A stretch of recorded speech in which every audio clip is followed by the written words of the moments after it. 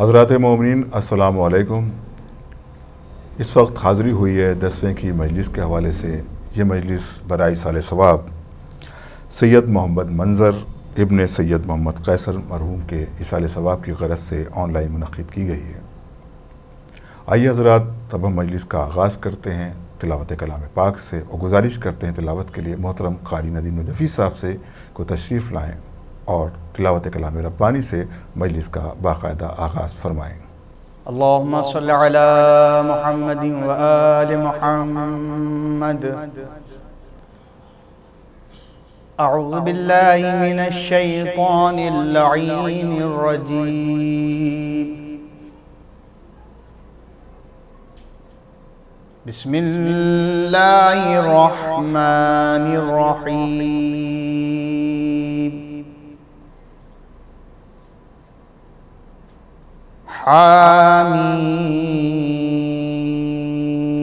حامیم والکتاب المبین انا انزلناه فی لیلۃ مبارکۃ انا کنا منذرین۔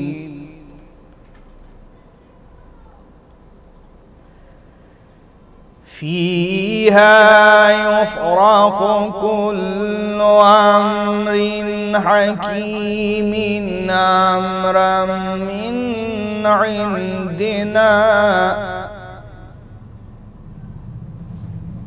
انا كنا مرسلین رحمة من ربک انه هو السمیع العلیم۔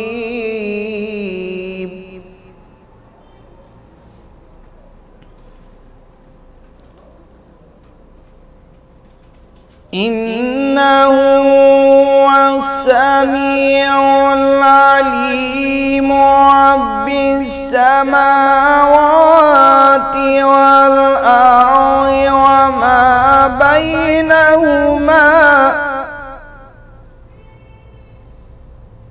إن كنتم موقنين۔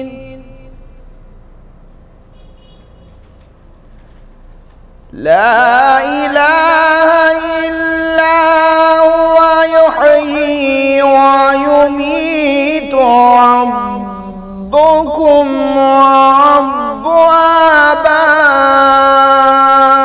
آبائكم الأولين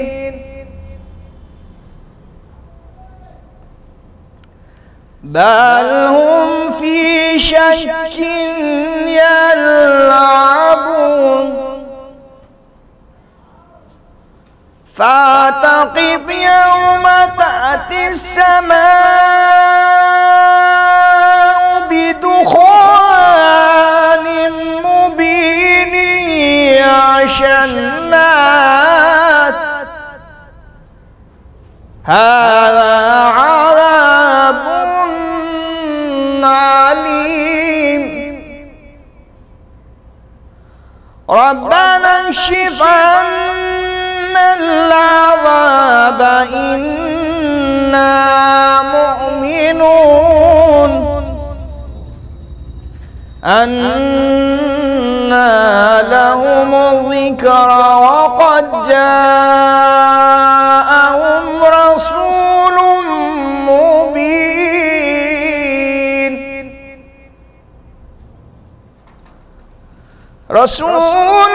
مبين ثم تولوا عنه وقالوا معلم مجنون إنا كاشف العذاب قليلا إنكم عائدون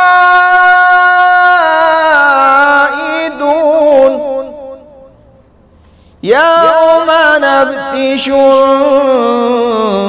البطش الكبرى إنا منتقمون.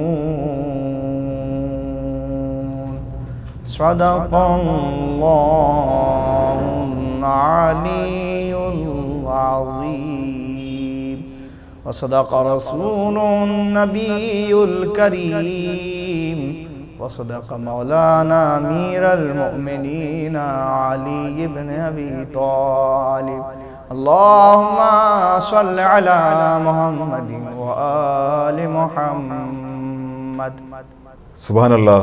محترم قاری ندیم نجفی صاحب، آپ نے بہترین تلاوت کے فرائض انجام دیے. یقیناً یہ تلاوت کلام ربانی مرحوم منظر صاحب کے لیے بہترین اصال ثواب کا سبب بنے گی اور ان کے اعزہ کے لیے تسکین قلب کا سبب بنے گی. مومنین اب ہم مجلس کا آغاز کرتے ہیں اور گزارش کرتے ہیں محترم خطیب انقلاب عالی جناب مولانا عباس ارشاد نقوی صاحب سے کہ وہ تشریف لائیں اور مجلس کو خطاب فرمائیں. مومنین آپ سے گزارش ہے کہ قبلہ کا استقبال نعرہ صلوات سے فرمائیں. حضرات، گزارش ہے کہ ایک مرتبہ سورہ الحمد اور 3 مرتبہ سورہ اخلاص کی تلاوت فرما کر مرحوم سید محمد منظر صاحب ابن سید محمد قیصر صاحب کی روح کو ایصال ثواب کر دیں. اللہم صلی اللہ. بسم اللہ الرحمن الرحیم.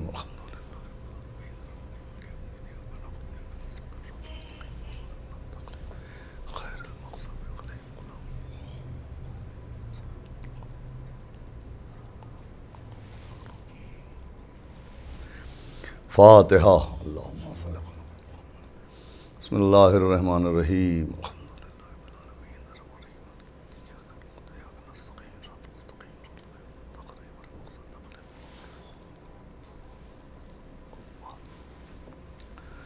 اعوذ باللہ السمیع العلی العظیم من الشیطان اللعین الرجیم. بسم اللہ الرحمن الرحیم. الحمدللہ رب العالمین. الصلاۃ والسلام علی سیدنا و نبینا و شفیعنا و طبیب قلوبنا و مولانا و مقتدانا بالقاسم محمد. اللہم صلی اللہ وآلہ الطیبین الطاہرین المعصومین ولعنۃ اللہ علی اعدائہم اجمعین من یومنا ھذا الی یوم الدین.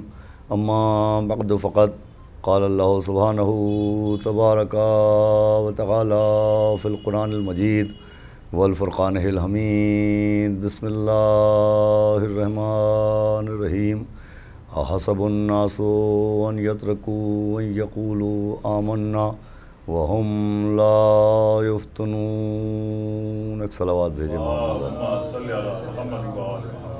حضرات گرامی، ایک مرحوم اور ایک مخلص محب اہل بیت کے ایصال ثواب کی مجلس ہے، لہٰذا میں نے آپ کے سامنے مناسب جانا کہ قرآن مجید کی ایک ایسی آیہ کریمہ کی تلاوت کیا جائے کہ جس میں خداوند عالم بہت ہی وضاحت کے ساتھ ان تمام افراد کو جو اللہ کی وحدت پر ایمان رکھتے ہیں، نبیوں کی نبوتوں پر ایمان رکھتے ہیں، قرآن کو اللہ کی کتاب مانتے ہیں، کعبے کو اللہ کا گھر جانتے ہیں، مرنے کے بعد سوال و جواب کے قائل ہیں، روز محشر گناہ و ثواب پر ایمان رکھتے ہیں، جہنم و جنت پر یقین رکھتے ہیں، کوثر و سلسبیل پر ایمان رکھتے ہیں.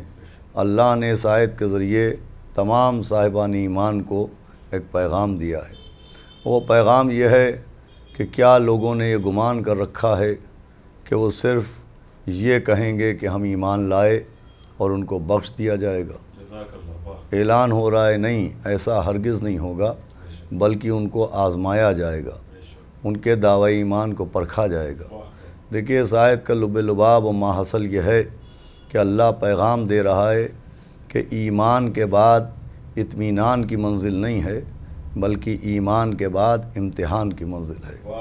ہر شخص جو ایمان کا دعویٰ کرے تو اسے دعوی ایمان کے ساتھ ساتھ یہ بات ذہن میں رکھنا چاہیے کہ دعوے ایمان کافی نہیں ہے یہ کہنا کہ ہم اللہ پر ایمان رکھتے ہیں، ہم نبی پر ایمان رکھتے ہیں، ہم اہل بیت پر ایمان رکھتے ہیں، ہم قرآن و کعبہ پر ایمان رکھتے ہیں، ہم برزخ و قیامت پر ایمان رکھتے ہیں، ہم جہنم و جنت پر ایمان رکھتے ہیں، یہ کافی نہیں ہے، بلکہ ایک نہ ایک دن اسی دنیا میں ان کے تمام تر ایمان کے دعووں کا امتحان ہوگا، اور امتحان کے بعد فیصلہ ہوگا کہ اس کا دعوی ایمان سچا ہے یا دعوی ایمان جھوٹا ہے۔ دیکھیے ایمان کا امتحان یہ ایک بہت اہم منزل ہے، اور یہ جو امتحان مومن ہوتا ہے کبھی بلاؤں کے ذریعے، کبھی بیماریوں کے ذریعے، کبھی تنگ دستی کے ذریعے، کبھی فقر و فاقہ کے ذریعے، کبھی بیماریوں کے ذریعے، یہ مومنین کے جو امتحان ہوتے ہیں تو ان امتحانات کا مقصد کیا ہوتا ہے؟ یہ دنیا میں مختلف طریقوں سے اللہ مومنین کا امتحان لیتا ہے۔ کسی پر بیماری کو مسلط کیا جاتا ہے اور بیماری کو امتحان کا ذریعہ بنایا جاتا ہے، کسی کو فقر و فاقہ میں مبتلا کیا جاتا ہے اور فقر و فاقہ کو امتحان کا ذریعہ بنایا جاتا ہے، کسی کو اولاد کا غم دیا جاتا ہے اور غم اولاد کے ذریعے ایمان کا امتحان لیا جاتا ہے۔ تو امتحانات کا مقصد کیا ہے؟ تو مقصد عزیزان گرامی یہ ہے کہ ہمارے آپ کے ساتویں امام باب الحوائج امام موسیٰ کاظم علیہ السلام نے فرمایا کہ اللہ مومنوں کا امتحان بالکل اسی صورت میں لیتا ہے، اور مومنوں کا امتحان اس مقصد سے لیا جاتا ہے کہ جیسے سونے کو تپتی ہوئی آگ میں ڈالا جاتا ہے، تو سونا تپتی ہوئی آگ میں اس لیے ڈالا جاتا ہے کہ جب سونا آگ کی حرارت سے اور آگ کے شعلوں سے گزر جائے گا تو اگر وہ اصل ہوگا تو وہ اور نکھر جائے گا، اگر اصل سونا ہے تو وہ آگ سے گزرنے کے بعد اور نکھر جائے گا۔ امام نے فرمایا کہ جیسے سونے کو آگ سے گزارا جاتا ہے تاکہ اگر وہ اصل ہو تو اور نکھر جائے، فرمایا ویسے ہی مومنوں کو امتحانات سے گزارا جاتا ہے تاکہ اگر ان کا ایمان اصل ہو تو وہ اور سنور جاتا ہے۔ صلوات بھیجے محمد و آل محمد۔ تو عزیزو قرآن صامت کی آیت سے لے کے قرآن ناطق کی حدیث تک یہ بات طے ہے کہ مومنین کو امتحانوں کی منزل سے گزرنا پڑتا ہے، اور مومن ہونے کا مطلب ہی ہے۔ دیکھیے دنیا سمجھتی ہی نہیں ہے کہ مومن کہتے کسے ہیں۔ مومن ہونے کا مطلب ذمہ داریوں کا ختم ہونا نہیں ہوتا ہے۔ مومن ہونے کا مطلب یہ نہیں ہے کہ ہم اللہ پر ایمان لائے ہماری ذمہ داری ختم ہو گئی، ہم نبی پر ایمان رکھتے ہیں ہماری ذمہ داری ختم ہو گئی، ہم اہل بیت پر ایمان رکھتے ہیں ہماری ذمہ داری ختم ہو گئی، ہم قرآن و کعبہ پر ایمان رکھتے ہیں ہماری ذمہ داری ختم ہو گئی۔ یہ جملہ قابل توجہ ہے۔ دیکھیے مومن ہونے کا مطلب ذمہ داریوں کا ختم ہونا نہیں ہے، مومن ہونے کا مطلب ذمہ داریوں کا شروع ہونا ہے۔ مومن ہونا ذمہ داریوں کے خاتمے کا نام نہیں ہے، مومن ہونا ذمہ داریوں کے آغاز کا نام ہے۔ بلکہ آج کی زبان استعمال کروں کہ مومن ہونے کا مطلب ریٹائرمنٹ نہیں ہوتا ہے، مومن ہونے کا مطلب ریٹائرمنٹ نہیں ہوتا ہے، مومن ہونے کا مطلب اپائنٹمنٹ ہوتا ہے۔ صلوات بھیجے محمد و آل محمد۔ بھئی ساری ذمہ داریاں مومن ہی کے اوپر ڈالی گئی ہیں۔ قرآن میں جتنے بھی اعمال کا حکم دیا گیا تو یا ایھا الذین آمنو، اے وہ لوگوں جو ایمان لا چکے ہو، سارے احکام انہی کو دیے گئے کہ ایمان لانے والوں نماز قائم کرو، ایمان لانے والوں زکوٰۃ ادا کرو، ایمان لانے والوں حج کرنے جاؤ، ایمان لانے والوں احکام شریعت کے اوپر عمل کرو، ایمان لانے والوں اطاعت والدین کرو۔ جتنے بھی احکامات شریعت ہیں وہ سب صاحبان ایمان کے لیے ہیں، یعنی یہ ساری ذمہ داریاں مومنوں کو دی گئی ہیں۔ اور پھر ایک ذمہ داری مومن کی یہ ہے کہ اس کو امتحان سے بھی گزرنا ہے۔ اب مختلف قسم سے امتحانات ہوتے ہیں، اور امتحان کا تعلق صرف مومن سے نہیں ہے، بلکہ امتحان وہ مرحلہ ہے کہ ہم قرآن کی روشنی میں دیکھیں تو اللہ نے ملائکہ تک کا امتحان لیا ہے، فرشتوں تک کا امتحان لیا ہے۔ اور ملائکہ کا امتحان اس وقت ہوا کہ جب اللہ نے جناب آدم کی خلافت کا اعلان کیا کہ انی جاعل فی الارض خلیفہ، کہ میں زمین پر خلیفہ بنا رہا ہوں۔ تو اب یہ وقت امتحان ملائکہ تھا کہ اللہ نے کہا کہ جب میں آدم کے پیکر میں روح ڈال دوں تو تم سب کے سب سجدہ کر لینا۔ دیکھیے یہ نہیں کہا کہ تم کلمہ پڑھ لینا، کہا تم سجدہ کر لینا۔ صلوات بھیجے محمد و آل محمد۔ دیکھیے کلمے کا تعلق زبان سے ہوتا ہے اور سجدے کا تعلق انسان کے جسم سے ہوتا ہے، اعمال سے ہوتا ہے۔ اللہ نے ایک پیغام یہ بھی دیا کہ امتحان صرف زبانی نہیں ہوگا بلکہ عمل کے ذریعے بھی پرکھا جائے گا۔ ایک صلوات اور بھیجے محمد وآل محمد۔ اور پھر عزیزان گرامی یہی عہدہ خلافت جو منزل امتحان ملائکہ تھی، اس میں جو عہدہ خلافت ہے وہ عہدہ خلافت بھی امتحان کی بنیاد پر دیا گیا۔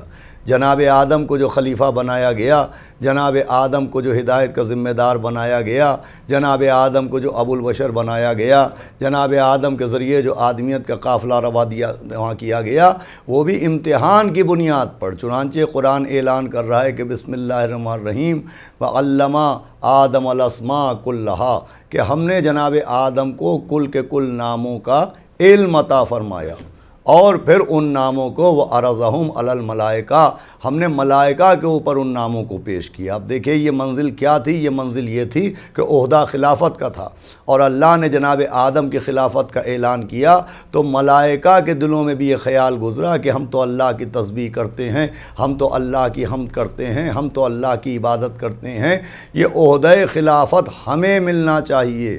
تو چونکہ ملائکہ کے دلوں میں یہ خیال آیا تھا کہ یہ عہدہ ہم کو ملنا چاہیے، تو اللہ نے حضرت آدم کے خلیفہ بننے کا سبب سمجھایا ہے کہ یہ عہدہ خلافت جناب آدم کو کیوں عطا کیا گیا، اور سبب سمجھانے کے لیے جناب آدم و ملائکہ کا امتحان ہوا، اور امتحان کی صورت یہ تھی کہ کچھ نام تھے جو جناب آدم کے سامنے بھی پیش کیے گئے، اور ان ناموں کا علم جناب آدم کو عطا کیا گیا، اور پھر انہی کو ملائکہ کے سامنے پیش کیا گیا۔ ملائکہ نے انوار کو دیکھا مگر ان انوار کے نام نہ بتا پائے، اور جناب آدم کو ان ناموں کا علم تھا، لہٰذا وہ عہدہ خلافت پر فائز کیے گئے، اور سمجھایا گیا کہ ملائکہ معصوم ہوتے ہیں۔ جب معصوم ملائکہ کسی عہدے پر بغیر امتحان کے دعویٰ کرنے کی اہلیت نہیں رکھتے، تو بغیر امتحان کے کوئی کسی عہدے کو حاصل کرنے کی اہلیت کیا رکھتا ہوگا؟ صلوات بھیجے محمد وآل محمد۔ تو عزیزان گرامی عہدہ خلافت بھی امتحان کی بنیاد پر دیا گیا ہے۔ بات واضح ہو جائے، جناب آدم کو جو اللہ نے مسجود ملائکہ بنایا، جو خلیفہ بنایا، وہ امتحان کی بنیاد پر بنایا۔ اب امتحان کیا تھا؟ تو امتحان یہ تھا کہ ہمارے علماء نے لکھا کہ انوار پنجتن کو پیش کیا گیا۔ جناب آدم کے سامنے بھی انوار پنجتن پیش کیے گئے، اور ملائکہ کے سامنے بھی انوار پنجتن پیش کیے گئے، اور ملائکہ سے ہی پوچھا گیا کہ ان انوار کے نام بتاؤ، اور جناب آدم سے بھی پوچھا گیا کہ ان انوار کے نام بتاؤ۔ تو ملائکہ نے انوار کو دیکھا تھا، مگر ملائکہ یہ نہ بتا پائے کہ کون سا نام کس نور کا ہے، مگر جناب آدم نے نام بنام بتایا کہ پالنے والے تو محمود ہے، یہ محمد ہے، تو اعلیٰ ہے، یہ علی ہیں، تو فاطر سماوات ہے، یہ بی بی فاطمہ ہیں، تو محسن ہے، یہ امام حسن ہیں، تو قدیم الاحسان ہیں، یہ امام حسین ہیں۔ بھئی جناب آدم نے نام بنام بتایا۔ تو دیکھیں امتحان انوار پنجتن کے ذریعے ہوا، لیکن انوار پنجتن کے ذریعے جو امتحان ہوا، بھئی یہ جملہ بہت قابل غور ہے۔ تو یہ نہیں پوچھا گیا کہ تم ان انوار کو جانتے ہو کہ نہیں جانتے، پوچھا یہ گیا کہ ناموں کے ذریعے پہچانتے ہو کہ نہیں پہچانتے۔ صلوات بھیجے محمد وآل محمد۔ بھئی عہدہ خلافت انوار پنجتن کے نام جاننے والوں کو نہیں دیا گیا، پہچاننے والوں کو دیا گیا۔ دیکھیں امتحان کا ذریعہ پہچاننا ہے، جس کو ہم معرفت کہتے ہیں، جس کو عرفان کہتے ہیں۔ اسی لیے ہر جگہ اسی معرفت کی شرط ہے، ماننے کی شرط کہیں نہیں ہے، پہچاننے کی شرط ہے۔ خود اللہ نے اپنے لیے کہا کنتو کنز المخفیہ، میں چھپا ہوا خزانہ تھا۔ آگے کیا فرمایا کہ میں نے چاہا کہ میں مانا جاؤں، کہا نہیں، میں نے چاہا کہ میں پہچانا جاؤں۔ یعنی امتحان کا ذریعہ ماننے کو قرار نہیں دیا جائے گا، امتحان کا ذریعہ پہچاننے کو قرار دیا جائے گا۔ من ماتا ولم یعرف امام زمان ہی ماتا میتۃ جاہلیہ۔ کیا مطلب ہوتا ہے اس حدیث کا؟ کہ جو اپنے دور کے امام کو مانے بغیر مر جائے وہ جاہلیت کی موت مرتا ہے، یعنی جو اپنے زمانے کے امام کو پہچانے بغیر مر جائے وہ جاہلیت کی موت مرتا ہے۔ یعنی امتحان کا ذریعہ معرفت ہے، امتحان کا ذریعہ پہچاننا ہے، صرف ماننا ذریعہ نہیں ہے۔ ورنہ اگر ماننے کی بات کی جائے تو ملت مسلمہ میں ایک مسلمان ایسا نہیں ملے گا کہ جو اہل بیت کو مانتا ہوا نظر نہ آتا ہو۔ بھئی آپ کسی فرقے کے مسلمان سے پوچھئے، وہ مولا علی کو نبی کا داماد مانتے ہیں، وہ جناب سیدہ کو نبی کی بیٹی مانتے ہیں، مولا حسن و مولا حسین کو نبی کا نواسہ مانتے ہیں۔ ماننے کی منزل پر سب ہیں۔ آپ کسی سے پوچھئے، ہر مسلمان مولا علی کو ساقی کوثر بھی مانتا ہے، ہر مسلمان مولا علی کو قسیم نار والجنا بھی مانتا ہے، ہر مسلمان جناب سیدہ کو خواتین جنت کا سردار بھی مانتا ہے، ہر مسلمان مولا حسن و مولا حسین کو جنت کے جوانوں کا سردار بھی مانتا ہے، حسین و منی و انا من الحسین ہر مسلمان مانتا ہے۔ تو سوال یہ ہے کہ سب کے سب اہل بیت کو مانتے ہیں، سب کے سب پنجتن کو مانتے ہیں، مگر نبی کی حدیث ہے کہ میری امت میں 73 فرقے ہوں گے جس میں سے ایک جنت جائے گا۔ سوال یہ ہے کہ مانتے سب ہیں تو ایک جنت میں کیوں جائے گا؟ تو عزیزوں، ماننے والا جنت میں نہیں جائے گا، پہچاننے والا جنت میں جائے گا۔ صلوات بھیجے محمد و آل محمد۔ ایک صلوات اور پڑھے محمد و آل محمد۔ ماننے والے کو نجات نہیں ملے گی، پہچاننے والے کو نجات ملے گی۔ امتحان کا ذریعہ بھی پہچاننے کو بنایا گیا ہے کہ اہل بیت کو پہچانتے ہو کہ نہیں، رتبہ آل محمد کو پہچانتے ہو کہ نہیں۔ اچھا، پھر یہ پہچاننا میں نے ابھی اتنا عرض کیا کہ اتنا اہم ہے کہ اللہ بھی اپنے کو منوانا نہیں چاہتا ہے، اللہ بھی اپنے کو پہچانوانا چاہتا ہے، اور پھر رسول کو بھی اللہ منوانا نہیں چاہتا ہے، رسول کو بھی اللہ پہچانوانا چاہتا ہے، اور خود رسول بھی اپنے اہل بیت کو منوانا نہیں چاہتے ہیں، رسول بھی اپنے اہل بیت کو پہچانوانا چاہتے ہیں۔ یہی وجہ ہے کہ یہ واقعہ دامن تاریخ میں سورج کی طرح سے چمک رہا ہے کہ پیغمبر اسلام مسجد نبوی کے ممبر پر بیٹھے ہوئے ہیں اور آپ موعظہ دے رہے ہیں، کبھی نماز کی اہمیت بیان کر رہے ہیں، کبھی روزے کے فضائل بیان کر رہے ہیں، کبھی حج و زکوٰۃ کی افادیت بیان کر رہے ہیں، کبھی پڑوسیوں کے حقوق کا ذکر کر رہے ہیں، کبھی والدین کی اطاعت کی باتیں بیان کر رہے ہیں۔ ابھی پیغمبر ممبر کے اوپر بیٹھے ہوئے موعظہ دے رہے تھے کہ اتنے میں مسجد کے دروازے میں شہر علم کے دروازے کا بیٹا داخل ہوا۔ مولا حسین داخل مسجد ہوئے، پیغمبر ممبر کے اوپر تھے، مولا حسین فرش مسجد کے اوپر تشریف فرما تھے، پیغمبر خود ممبر سے اترے، اترنے کے بعد امام حسین کو گود میں لیا اور پھر ممبر کے اوپر تشریف فرما ہو گئے۔ بھئی ہونا یہ چاہیے تھا کہ صحابہ کا مجمع تھا، کسی بھی صحابی سے کہتے کہ آگے بڑھو اور امام حسین کو گود میں اٹھاؤ اور میرے پہلو میں بٹھاؤ، لیکن پیغمبر نے کسی صحابی سے نہیں کہا کہ حسین ابن علی کو اپنی گود میں اٹھاؤ، خود اترے، اتر کے سمجھایا کہ صحابیت بار امامت کو نہیں اٹھا سکتی ہے۔ اللہ اکبر، صحابیت بار امامت کو برداشت نہیں کر سکتی ہے۔ خود مولا حسین کو ممبر کے اوپر لے کے آئے اور اپنے ہاتھوں پر بلند کیا، کہا حاذ الحسین فارفو۔ بھائی کیا مطلب ہوا اس حدیث کا، کیا ترجمہ ہوا اس فقرے کا؟ فرمایا حاذ الحسین فارفو، کیا مطلب ہے؟ تو اس حدیث کا مطلب یہ نہیں ہے کہ یہ میرا حسین ہے اسے مان لو، مطلب یہ ہے کہ یہ میرا حسین ہے اسے پہچان لو۔ صلوات پڑھیں محمد و آل محمد۔ دیکھیے غور سے سنیے گا، بھائی معرفت کا ذریعہ پہچاننا ہے، امتحان کا ذریعہ معرفت ہے، وہ معرفت کا مطلب پہچاننا ہوتا ہے۔ جو امتحان ہوگا وہ ماننے کے ذریعے نہیں ہوگا، پہچاننے کے ذریعے ہوگا۔ پیغمبر اسلام چاہتے ہیں کہ اہل بیت کو بھی صرف مانا نہ جائے، پہچانا جائے۔ اور پھر عزیزان گرامی، خود غدیر میں پیغمبر اسلام نے مولا علی کے لیے نہیں چاہا کہ ان کو مانا جائے، غدیر میں بھی نبی نے مولا علی کے لیے چاہا کہ ان کو پہچانا جائے۔ اس کی دلیل پوچھئے تو دلیل یہ ہے کہ اگر غدیر میں سے مولا علی کو منوانا مقصود ہوتا تو نبی خالی یہ کہتے کہ حاذا علی مولا، کہ یہ علی مولا ہے، لیکن چونکہ منوانا مقصود نہیں تھا، پہچانوانا مقصود تھا، اس لیے فرمایا کہ من کنت مولا ہو فہذا علی مولا، جس کا میں مولا ہوں اس کے یہ علی مولا ہیں۔ بس یہ بات بہت قابل توجہ ہے، من کنت مولا ہو فہذا علی مولا، جس کا میں مولا اس کے یہ علی مولا ہیں۔ بھئی اب اس من کنتو میں جو لفظ کنتو آ رہا ہے، اس سے ایک حدیث بھی یاد آ رہی ہے کہ نبی نے فرمایا کنتو نبیًا، میں اس وقت بھی نبی تھا کہ جب آدم آب و گل کے درمیان تھے، یعنی پیغمبر اسلام کی خلقت جناب آدم سے پہلے ہے۔ اولو ما خلق اللہ نوری، نبی نے فرمایا اللہ نے سب سے پہلے میرا نور خلق کیا۔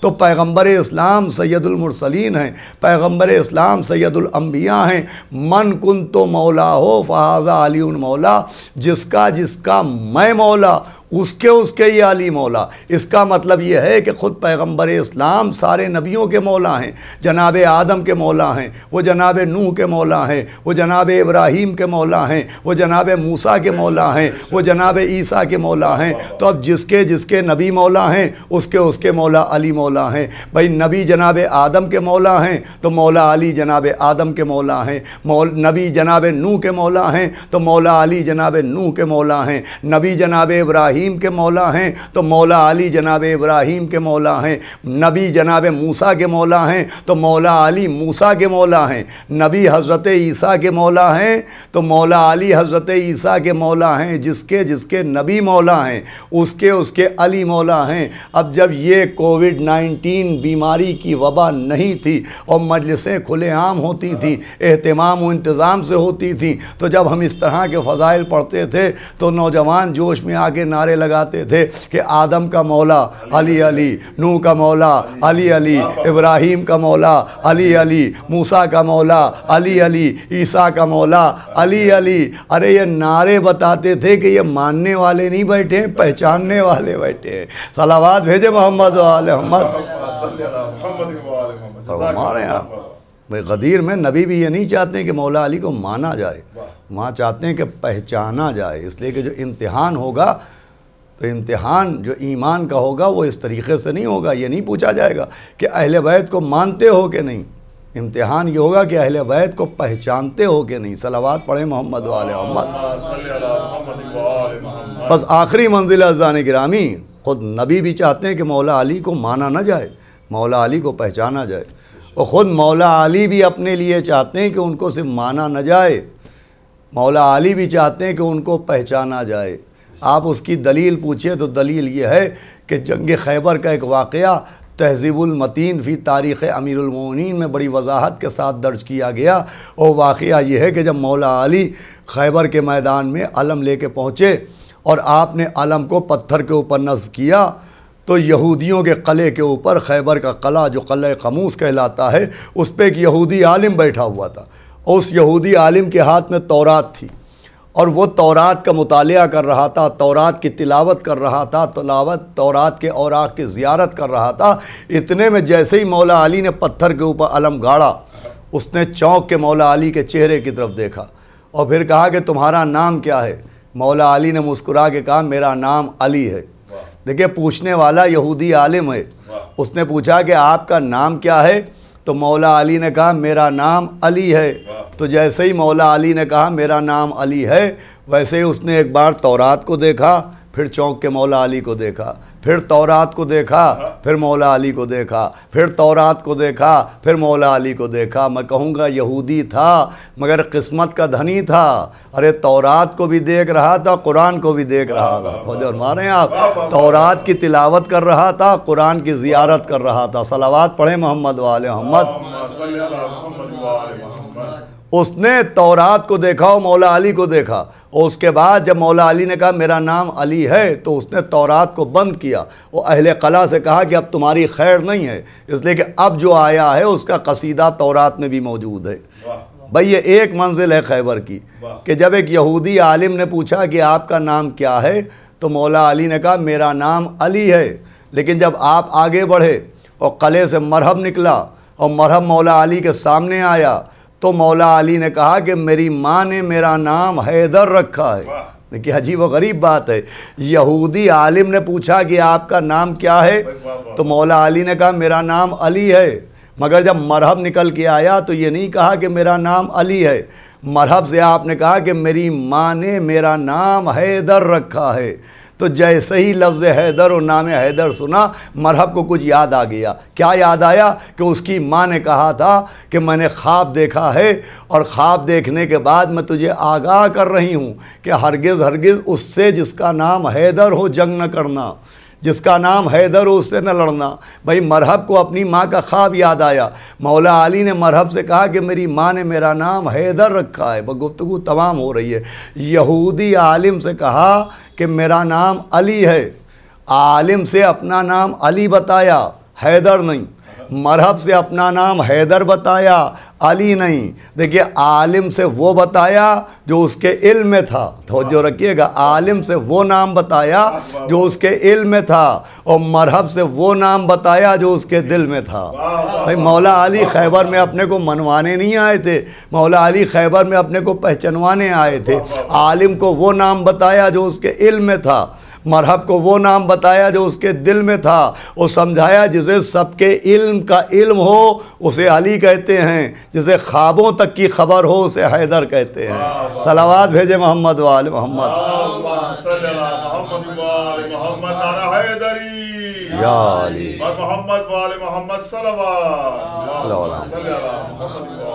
خزان گرامی، امتحان ایمان کا ذریعہ عرفان ہے، معرفت کے ذریعے خالی اللہ کو مانتے ہیں اور نجات ہو جائے گی، نبی کو مانتے ہیں اور نجات ہو جائے گی، قرآن کو مانتے ہیں اور نجات ہو جائے گی، کعبے کو مانتے ہیں نجات ہو جائے گی، یہ خام خیالی ہے۔ قرآن بڑی وضاحت سے کہہ رہا ہے کہ نہ، ایسا نہیں ہوگا، بلکہ پرکھا جائے گا، امتحان لیا جائے گا۔ امتحان یہ نہیں ہوگا کہ اللہ کو مانتے ہو کہ نہیں، امتحان یہ ہوگا کہ اللہ کو پہچانتے ہو کہ نہیں۔ امتحان یہ نہیں ہوگا کہ نبی کو مانتے ہو کہ نہیں، امتحان یہ ہوگا کہ نبی کو پہچانتے ہو کہ نہیں۔ امتحان یہ نہیں ہوگا کہ مولا علی کو مانتے ہو کہ نہیں، امتحان یہ ہوگا کہ مولا علی کے مرتبے کو، ان کے اختیارات کو، ان کی ولایت کو پہچانتے ہو کہ نہیں، اہل بیت کو مانتے ہو کہ نہیں۔ یہ امتحان نہیں ہوگا، اہل بیت کو پہچانتے ہو کہ نہیں، یہ امتحان ہوگا۔ وہ امتحان کے بعد ایمان کو قبول کیا جائے گا۔ اور پھر عزیزان گرامی، یہ تو سب سے خاص امتحان ہوگا، یہ امتحان قبر میں ہوگا، یہ امتحان محشر میں ہوگا۔ لیکن دنیا میں ہی مومنوں کے امتحانات ہوتے ہیں۔ دنیا میں مومنین کو بلاؤں میں ڈالا جاتا ہے، فقر و فاقہ اور بیماریاں دی جاتی ہیں، اولاد کا غم دیا جاتا ہے، مصائب و آلام سے گزارا جاتا ہے۔ یہ سب مومنوں کے امتحان ہوتے ہیں۔ دیکھیے اکثر و بیشتر لوگ کہتے ہیں کہ صاحب ہم تو اللہ پر اتنا یقین رکھتے ہیں، اور ہم تو مولا علی پر اتنا عقیدہ رکھتے ہیں، اور ہم تو محمد و آل محمد سے اتنی محبت کرتے ہیں، ہم اتنے پریشان کیوں رہتے ہیں؟ یہ پریشان نہیں رہتے ہیں، یہ مشغول امتحان رہتے ہیں۔ صلوات بھیجے محمد و آل محمد۔ یہ بات بہت غور کی کرنے کی ہے، جو میں نے جملہ کہا شاید بہت آسانی سے سنا گیا ہوگا۔ بھئی زیادہ تر آپ دیکھیے اہل بیت کے چاہنے والے، محمد و آل محمد کو ماننے والے پریشان نظر آتے ہیں، اور وہ کہتے ہیں صاحب آخر کیا وجہ ہے کہ جو اللہ کو نہیں مانتے ہو، نبی کو نہیں مانتے ہو، اہل بیت کو نہیں مانتے ہو تو بہت خوشحال ہے، ہم اتنے پریشان کیوں رہتے ہیں؟ یہ پریشان نہیں رہتے ہیں، مومنین مشغول امتحان رہتے ہیں، یہ امتحانات ہوتے ہیں، اور ان سے گزرنا ضروری ہوتا ہے۔ اس لیے بھی ضروری ہوتا ہے کہ ایک تو ایمان پختہ ہوتا ہے، اور دوسرے انسان کے گناہ معاف ہوتے ہیں۔ بھئی ساتویں امام باب الہوائے امام موسیٰ کاظم علیہ السلام سے کسی پوچھنے والے نے پوچھا کہ حضرت جو آپ کی محبت رکھتے ہیں، آپ کی محبت کا دعویٰ کرتے ہیں، کیا ان کی شفاعت ہوگی؟ کیا وہ بخشے جائیں گے؟ فرمائے بے شک ان کی شفاعت ہوگی، بے شک وہ بخشے جائیں گے۔ کہ حضرت یہ اور بتائیے کہ بھئی وہ گناہ بھی کرتے ہیں، گناہ گار بھی ہوتے ہیں، اور آپ سے محبت کا دعویٰ بھی کرتے ہیں، تو انہوں نے جو گناہ کیے ان کا کیا ہوگا؟ آپ کہہ رہے ہیں انہیں جنت ملے گی، انہیں بخشا جائے گا، تو ان کے گناہوں کا کیا ہوگا؟ تو ساتویں امام نے فرمایا سنو، ان کے گناہوں کے لیے اللہ انہیں 3 طرح کے امتحانوں میں مبتلا کرے گا۔ یا تو انہیں اولاد کا غم دے دیا جائے گا، یا انہیں کوئی مہلک بیماری دے دی جائے گی، یا ان کو فقر و فاقہ میں مبتلا کیا جائے گا۔ امام فرما رہے ہیں کہ یہ 3 طرح کے امتحان ہوں گے جس سے مومن کو مرنے سے پہلے دنیا سے گزرنا پڑے گا۔ ایک فقر و فاقہ، ایک بیماری اور ایک اولاد کا غم۔ فرمایا ان 3 امتحانوں میں سے کوئی ایک نہ ایک امتحان مومن کا ضرور ہوگا، یا تو غم اولاد کے ذریعے امتحان ہوگا، یا فقر و فاقہ کے ذریعے امتحان ہوگا، یا بیماری کے ذریعے امتحان ہوگا۔ اور فرمایا کہ جب اس امتحان سے وہ گزر جائیں گے تو دنیا سے ایسے جائیں گے جیسے ابھی ابھی دنیا میں آئے ہوں۔ صلوات بھیجے محمد والے محمد۔ آذان گرامی کہ موت سے پہلے بھی امتحان ہوگا، اور آج کا زمانہ یہ کووڈ-19 کا زمانہ ہے، بہت سے مومنین بھی اس بیماری میں مبتلا ہو رہے ہیں۔ اور دیکھیں یہ ایک ذہن میں تصور نہیں لانا چاہیے کہ صاحب یہ بیماری مومن کے لیے اور یہ بیماری غیر مومن کے لیے، کچھ بہت خاص باتیں ہیں جس میں مومن و غیر مومن کا فرق رکھا گیا، ورنہ بیماریوں میں مومن و غیر مومن کا کوئی امتیاز نہیں رکھا گیا ہے، اور بلکہ مومنوں کے لیے تو بیماریاں ان کے گناہوں کا کفارہ بنتی ہیں، اور یہ بڑا امتحان کا زمانہ ہے۔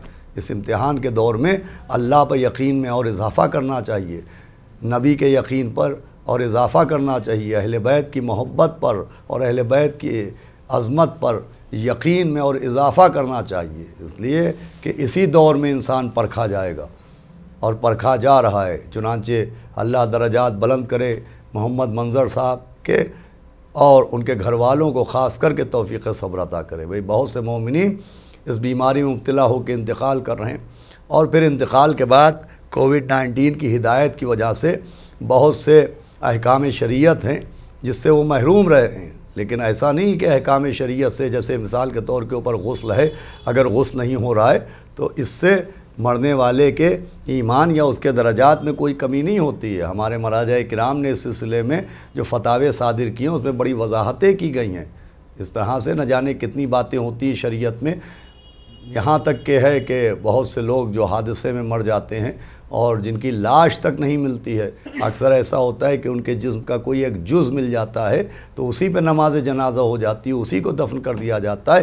اس میں کوئی ان کے ایمان میں کمی کی دلیل وہ نہیں بنتی ہے کہ صاحب ان کا ایمان کم تھا لہٰذا ان کا ایکسیڈنٹ ہو گیا، اور ان کا امتحان کم تھا اس لیے ان کی لاش بھی نہیں مل پائی، ایسا کچھ نہیں ہوتا ہے۔ عزیزان گرامی، ایمان کا تعلق محبت اہل بیت اطہار سے، اور محب اہل بیت تو نہ جانے کتنی بلائیں اور نہ جانے کتنی مصیبتوں میں مبتلا ہوتے رہتے ہیں۔ اور بس آخر میں مرحوم کے گھر والوں سے اتنا عرض کروں گا کہ یقیناً یہ بڑا سخت دور تھا آپ کے لیے، مرحوم کی اولادوں کے لیے، مرحوم کے اہل خانہ کے لیے، مرحوم کے رشتہ داروں کے لیے، اس لیے کہ انتقال کے بعد کچھ باتیں اس سے مومن کا تعلق ظاہر بظاہر نہیں ہوتا ہے۔ دیکھیں مومن کو تو اس کا ایمان و اہل بیت کی محبت بخشوائے گی، لیکن اس کے بعد کچھ امور ہوتے ہیں جس امور کی وجہ سے گھر والوں کے دل کو تسلی مل جاتی ہے۔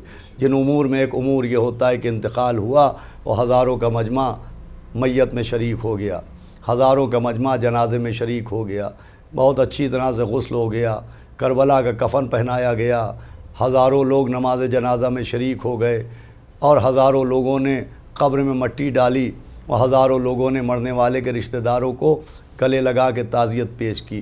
یہ امور مرنے والے کے گھر والوں کے لیے تسلی کا سبب بنتے ہیں، اس سے ان کے دل کو قرار مل جاتا ہے۔ اس زمانے میں ایک امتحان یہ بھی ہے کہ مرنے والوں کے ورثاء کو یہ معاملات نہیں مل پا رہے ہیں، یعنی نہ ہزاروں کا مجمع مل رہا ہے، نہ نماز جنازہ میں لوگوں کی کثرت مل رہی ہے، نہ قبر میں مٹی ڈالنے کے لیے بہت زیادہ لوگوں کو اجازت مل رہی ہے۔ اس سے دکھے ہوئے دلوں کو جیسا سکون پہلے ملتا تھا اب نہیں مل رہا ہے۔ لیکن پھر میں عرض کروں گا کہ یہی وہ موقع ہے کہ اگر آپ کربلا کے اوپر غور کیجئے تو کربلا صرف کربلا کا نام نہیں ہے، کربلا دکھے ہوئے دلوں کی تسلی کا نام ہے۔ آپ یاد کیجئے اس بیمار امام کو کہ جس کے بابا کا لاشا اس کی آنکھوں کے سامنے پڑا ہوا تھا، اور اس کے ہاتھوں میں ہتھ کڑیاں پہنا دی گئیں، اس کے گلے میں توق خاردار ڈال دیا گیا، اس کے پیروں میں بیڑیاں ڈال دی گئیں۔ ارے بھائی چند لوگوں ہی نے صحیح آپ کو تعزیت تو دی، مرحوم کے نماز جنازہ میں ہی ماشاءاللہ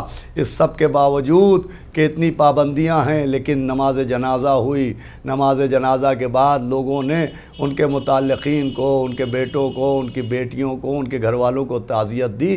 بھائی کم ہی صحیح، کم ہی لوگوں نے تعزیت دی، مگر تعزیت تو دی۔ ہائے کربلا جہاں مجمع بہت تھا اور بہت بڑی بھیڑ خیموں کی طرف بڑھ رہی تھی، مگر وہ تعزیت دینے کے لیے نہیں آ رہے تھے، کوئی سید سجاد کے گلے میں توق ڈالنے کے لیے، کوئی ہاتھوں میں ہتھ کڑیاں پہنانے کے لیے، کوئی پاؤں میں بیڑ جڑیاں ڈالنے کے لیے۔ یہی وجہ ہے کہ 11 محرم کو چلتے چلتے چوتھے امام زمین کے اوپر گرے، چاہنے والی پھوپھی نے چہرہ دیکھا، آواز دی میرے لال تمہارا چہرہ بتا رہا ہے تم بھی اپنے بابا کے پاس جا رہے ہو۔ کہ پھوپھی اماں جو میں نے دیکھا وہ آپ نے نہیں دیکھا۔ کہ میرے لال تم نے کیا دیکھا؟ کہ پھوپھی اماں نجس جنازے دفن ہو گئے، میرے بابا کا لاشا بے گور و کفن پڑا ہوا ہے۔ عزیزان گرامی، دکھے ہوئے دلوں کی راحت کے لیے واقعہ بہت ہوگا۔ میں مرحوم محمد منظر صاحب کے گھر والوں کو گراف ایجنسی کے اس یوٹیوب چینل کی جانب سے جو مجلس ہو رہی ہے اس کے ذریعے تسلی پیش کرتا ہوں، تعزیت پیش کرتا ہوں، اور میں گزارش کرتا ہوں کہ اس واقعے کو سنیں، ان کے دلوں کو بڑی تسلی ملے گی۔ چوتھے امام نے فرمایا میرے بابا کا لاشا بے گور و کفن پڑا ہوا ہے، بے گور و کفن پڑا ہوا ہے۔ بھائی مولا حسین کا لقب ہی ہے حسین بے وطن، حسین بے کفن۔ بھائی ایک واقعہ و مجلس تمام ہے، ایسا بے کفن ہے میرا مولا حسین کہ جب پیغمبر اسلام دنیا سے جا رہے تھے اور مولا علی سے وصیتیں فرما رہے تھے تو فرمایا تھا یا علی دیکھو تم ہی مجھے غسل دینا اور تم ہی مجھے کفن پہنانا، اور یا علی میرے لیے بازار سے کفن نہ لانا، جبریل جنت سے ہمارے لیے کفن لے کے آئے ہیں۔ اور یہ کہہ کہ نبی نے ایک صندوق کی طرف اشارہ کیا، صندوق کھولا گیا تو اس میں چند کفن رکھے ہوئے تھے۔ نبی نے ایک کفن نکالا اپنے سینے پر رکھا، آواز دی یا علی یہ میرا کفن ہے۔ ایک اور کفن نکالا، آواز دی سیدہ ارے بیٹی بی بی نہ رو، سب سے پہلے ہم تم کو اپنے پاس بلائیں گے، یہ تمہارا کفن ہے۔ تیسرا کفن نکالا، مولا علی سے کہا اے علی 19 رمضان کو آپ کے سر پر ضربت ماری جائے گی، 21 رمضان کو آپ کا تابوت اٹھایا جائے گا، یہ آپ کا کفن ہے۔ پھر آخری کفن بچا تھا، وہ کفن نکالا، امام حسن کو قریب بلایا کہ میرے لال حسن تجھے ایسا زہر دیا جائے گا کہ تیرا کلیجہ ٹکڑے ٹکڑے ہو جائے گا، یہ تیرا کفن ہے۔ لیجئے سارے کفن تقسیم ہو گئے، کونے سے ایک چھوٹا سا بچہ روتا ہوا اٹھا، آواز دی نانا سب کو کفن دے دیا، میرا کفن کہاں ہے؟ امام حسین کو نبی نے سینے سے لگایا کہ میرے لال تمہیں کفن کیا دیا جائے کہ تمہاری شہادت کے بعد تمہارا کرتا لوٹ لیا جائے گا، تمہاری کمر کا پٹکا کھول لیا جائے گا، ارے کوئی نالین لے جائے گا، کوئی کرتا اتار لے گا، تمہارا عالم یہ ہوگا کہ تمہاری بہن تمہارے لاشے پہ آئے گی تو ایک جملہ کہے گی آنتا اخی، ارے کیا تو میرا بھائی ہے؟ آنتا ہمانا، آنتا رجانا، ارے تو ہی تو ہماری امید تھا، تو ہی تو ہمارا حامی تھا۔ پھر آسمان کو دیکھ کے کہے گی یا رسول اللہ ارے یہ ہے وہ جس کے لیے جنت کے لباس آئے تھے، آج اس کا لاشا بے غسل و کفن پڑا ہوا ہے، لاشے پر گھوڑے دوڑائے جا رہے ہیں۔ الا لعنت اللہ علی القوم الظالمین سیعلم الذین ظلموا ای منقلب ینقلبون۔ حضرات پھر سے ایک مرتبہ سید محمد منظر صاحب مرحوم، ابن سید محمد قیصر صاحب مرحوم کی روح کو اصالہ ثواب کر دیں۔ اللہم صلی